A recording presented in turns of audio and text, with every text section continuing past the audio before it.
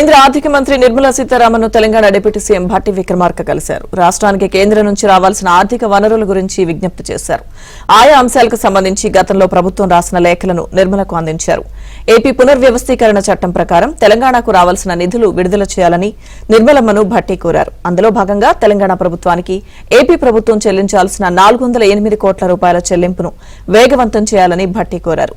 ఈ భేటీలో deputy CM Bhatti వెంట ఎంపీలు మల్లు రవి, చామల కిరణ్ కుమార్ రెడ్డి, బలరాం నాయక్ తదితరులున్నారు.